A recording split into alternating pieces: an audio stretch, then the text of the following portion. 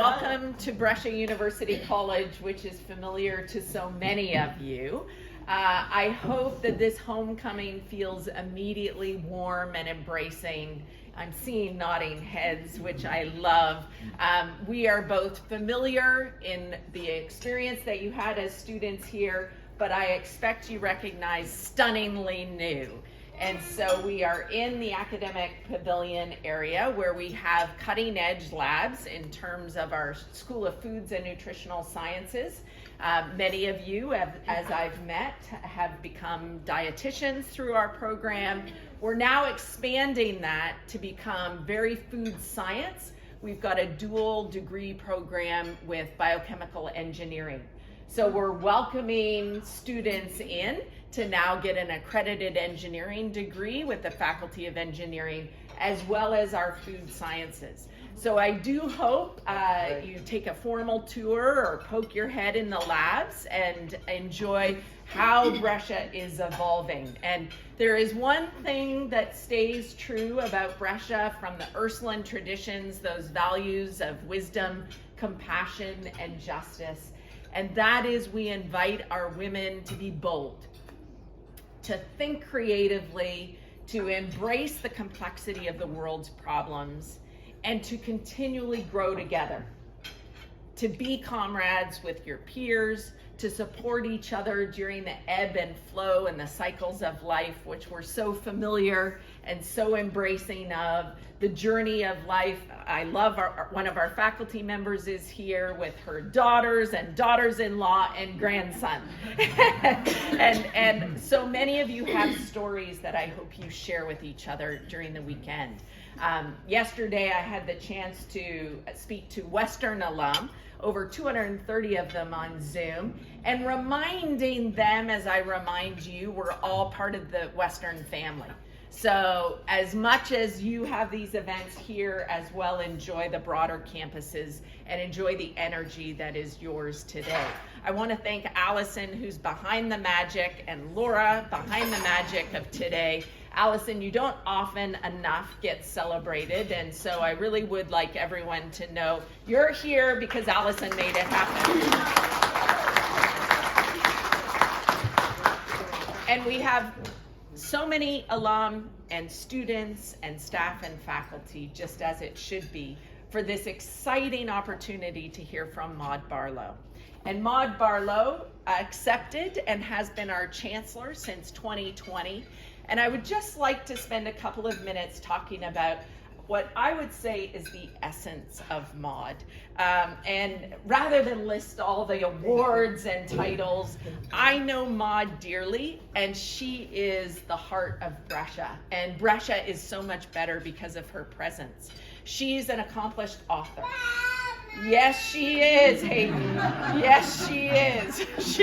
She's an accomplished author, 20 books, covering areas from the free trade agreement to the women's movement to now still hopeful. And isn't that what we all need right at this moment and at this time? But Maude's books are always timely.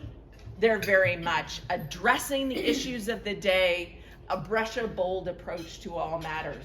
But you have researched and accomplished in a way that you've left an indelible mark in so many areas. Maude also is an activist, so changing the world, blending her research and her rigor into social action. So the Blue Water Project, she's a co-founder. What did the Blue Water Project do? It led to many environments getting rid of water bottles, saying no, and becoming blue communities. Brescia has become a blue community. But your impact beyond Brescia has been municipal, it has been federal. Countries bring Maude into their midst to educate them and inform them about the tragedies, but also the possibilities for water as a human right. And that's where I think one of your stunning accomplishments in the United Nations General Assembly, it was fundamentally accepted that water is a human right. Yes, Hayden, again, I thank you for the commentary. Amen. He agrees, he approves, as we all do. Water became a human right. And that is because of your tireless impact on the global environment. We know that more needs to be done. Then, to very much her role in transforming lives. Brescia is different today because of her role as chancellor. Every time you come to our campus, you fill up our hearts, you nourish our spirits, and you give us the zeal to keep going and looking for those problems to immerse ourselves in. So students, I see Sophie. I know the next generation is inspired because of Maude's words and her tenderness. So that's the beauty of Maude as well. Such an accomplished person could come in with badges and awards and insist I list them all. I can't forget that I think it's 14 plus honorary doctorates, but instead Maude likes that place where she can touch people's hearts, and she has done so with our students in the Brescia community. So without waiting any further, Maude and all of you were in for a real treat. Welcome, Maude. Thank you. Well, thank you, Lauretta, for those gorgeous words, and thank you all for being here and the joy of this beautiful day on this beautiful place. Not that I compare myself in any way, but once after a particularly wonderful introduction, Winston Churchill said, "I can hardly wait to hear what I have to say." So it's like, I don't know, she wasn't that great. Lauretta said she'd be good, but she was just, ordinary. So, yes, I've written 20 books and many reports, and I found, looking back on a lot of the research and the work that I've done, it's been warning people about things that I'm not happy with, like the climate crisis, like human rights abuses, like the good stuff, the struggle for equality for women, but also the parts of that are more difficult, and so on. And I found myself in the last few years thinking a lot about hope, partly because I have 4 teenage grandkids, and I've watched the world through their eyes, and I watch as they learned at school really tough stuff particularly about climate change. 10 years left of a healthy environment or planet, the acidifications of the ocean, the 6th grade extinction, and they come home and they talk about it, and it really bothered them. And you've read about Greta Thunberg. When she was 11, I think, she found out about the climate crisis, and she was so devastated she went to bed for 2 years. She just couldn't move. She just had this despair, right? And so I've been finding myself worrying about not just young people, but lots of us feeling it's just too big. I can't deal with it. And the more information we have, which is really good that there's so much information, not the disinformation, the real good information, the more we can feel overwhelmed, because really we do have some very serious issues. On the water issue, a brand new report just came across my iPhone this morning.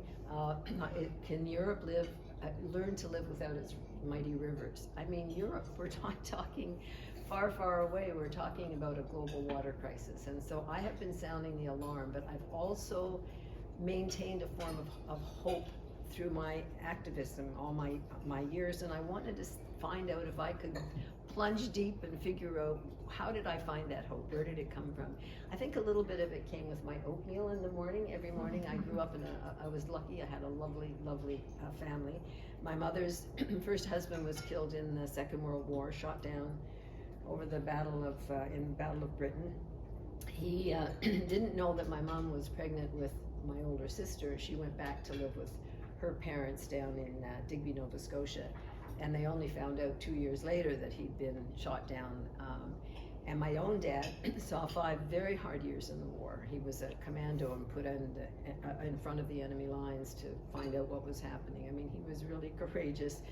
But he came home, and they often used to say that they couldn't have married somebody who wasn't affected by the war. Each of them had this terrible experience, and they had to find somebody who understood. But my dad said we came home to build what he called a social nation state. And he said the same government that didn't have enough money to feed, house, clothe, and employ us suddenly had all the money it needed to send us to war. And when we came home, we thought, no more. No more work camps, no more being treated like second-class citizens. And it was out of that generation that came the great push for healthcare, public healthcare, education, pensions, social assistance. I mean, it's really an incredible period, and I've written about it in previous books. It's really, if you could see the polls at the time in the 1950s, it was almost universal that people wanted a strong activist government. And my dad also dedicated himself to people who were disadvantaged through and ended up somehow in prison, because he found in the war that he ended up defending some prisoners, some Canadian soldiers who went AWOL. They just couldn't deal with the war, but they would be prosecuted, right? And so he helped develop the whole concept of criminology. And my dad led the fight against capital and corporal punishment in Canada. So, I mean, I grew up with this, this model, and we would talk about this stuff at breakfast. My dad was at the last execution in Canada. It was a double hanging at the Don Jail in 1960. He had a placard, of course, against, fighting against it. So I guess what I learned then, and I still believe with all my heart, is that if you are lucky enough to live in this country, and I understand there are many, many people struggling in this country, so I am not saying everyone, but if you've been given the opportunity for education, and we have healthcare, and we have the opportunities, we have a responsibility, a moral responsibility to have hope. To be something and say something and care about something beyond ourselves. And those people who are struggling in other countries, I can hardly watch the stuff in Iran with the women cutting their hair, and I'm just so terrified for them.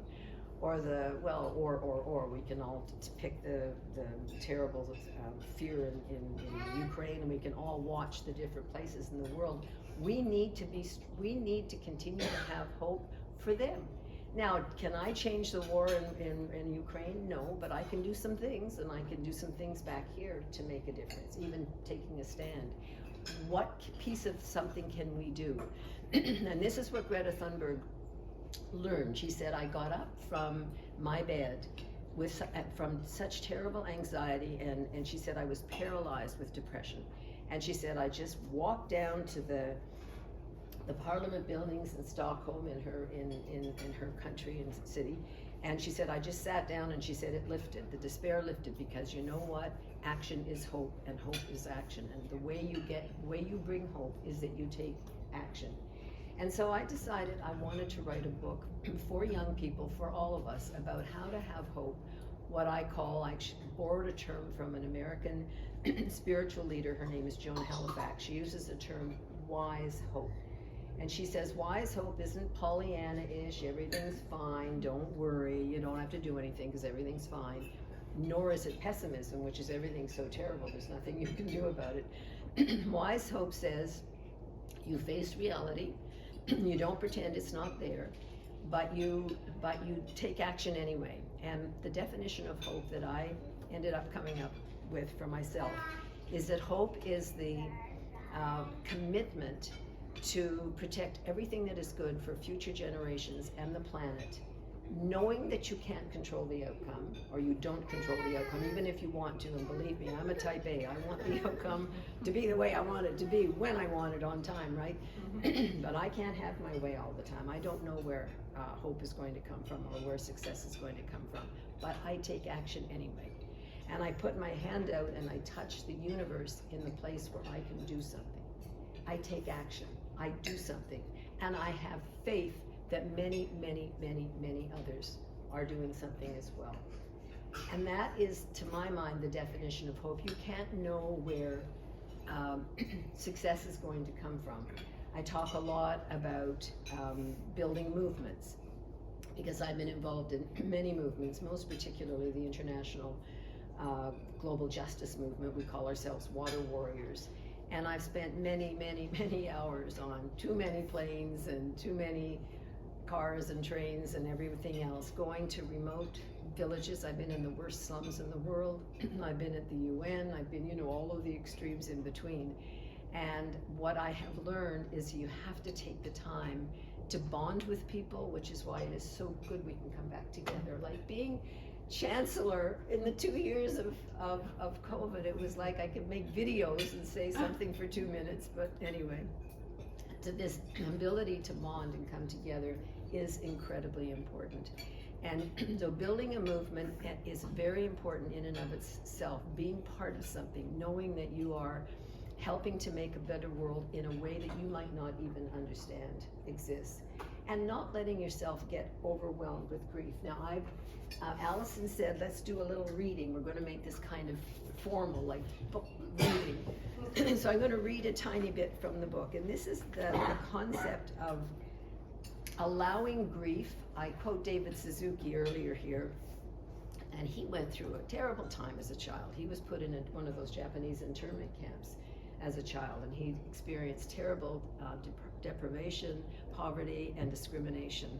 And he said he got through it by allowing the grief to come in. He says, don't push it away, allow the grief, but don't give in to despair. And I want to read something to you, and this is about people who are fighting around the climate. Grief is not despair. Grief can lead to understanding, acceptance, and engagement. Despair leads to a dead end. Clarissa Pinkola Estes is an American poet, post-trauma specialist, Jungian psychologist, and the author of many books, including the best-selling Women Who Run with the Wolves. Isn't that a great title? She urges us not to spend your spirit dry by bewailing these difficult times, no matter how righteous our rage. In a spring 2020 public message called Letter to Young Activists During Troubled Times, Estes asks us to embrace these difficult times exactly because we were made for them.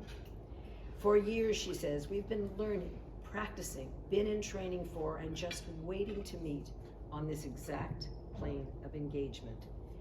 In any dark time, this is her quote, there is a tendency to veer towards fainting over how much is wrong and unmended in the world. Don't focus on that. There is a tendency too to fall into being weakened by persevering on what is outside your reach and what cannot yet be. Do not focus there. That is spending the wind without raising the sails. Estes admits that she feels despair many times in her life, but she says, I do not set a chair for it at my table. I will not entertain it. It is not allowed to eat from my plate, which I think is just gorgeous language. Despair can be countered by action, however small. She says, we are needed, that's all we can know. Ours is not the task of fixing the entire world all at once, but of stretching out to mend the part of the world that was within our reach.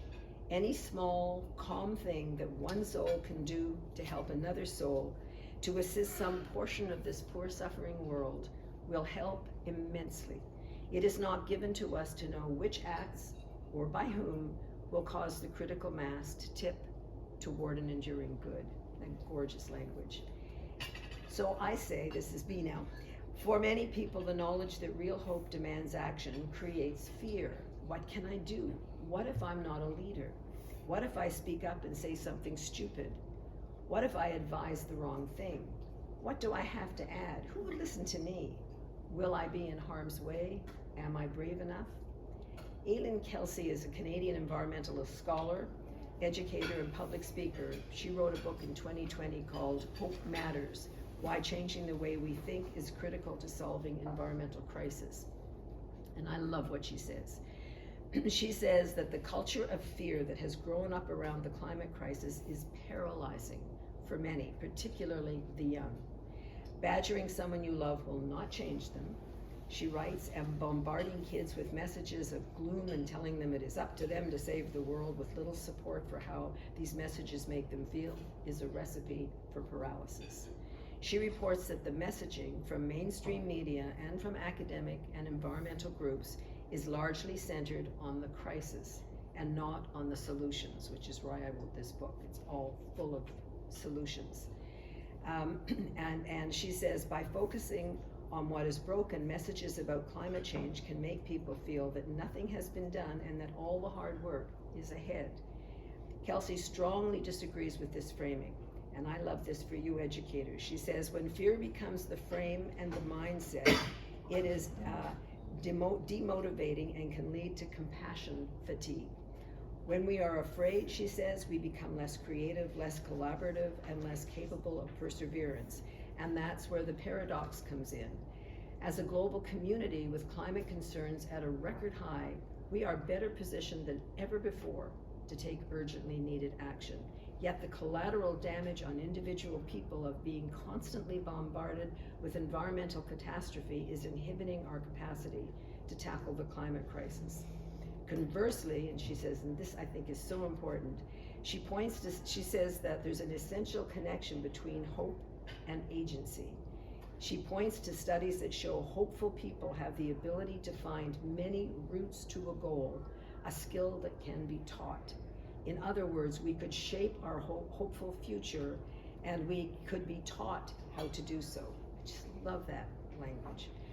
In her 2010 poem, 5 Fears to Fear and Then No More, Estes writes, going over and over one's fears is empty and emptying. Most fear, she writes, is not of failure of living fully. She advises choosing your petty fears well, for they can grow big teeth. Isn't that gorgeous? Fear this, she says. Fear these. Fear not loving. Fear while you have the chance. Fear becoming bitter. Fear cynicism. Fear turning to stone. Fear living underwhelmed by everything. Rebecca Solnit is another person I quote a lot. She's a wonderful writer. She wrote, well, many books, but one was called Hope in the Dark. And she says that fear can be conquered by risk. To hope is to gamble. It's to bet on the future, on your desires, on the possibility that an open heart and uncertainty is better than gloom and safety. To hope is dangerous, and yet it is the opposite of fear. For to live is to risk. Hope should shove you out the door. Mm-hmm. To hope is to give yourself to the future, and that commitment to the future makes the present inhabitable.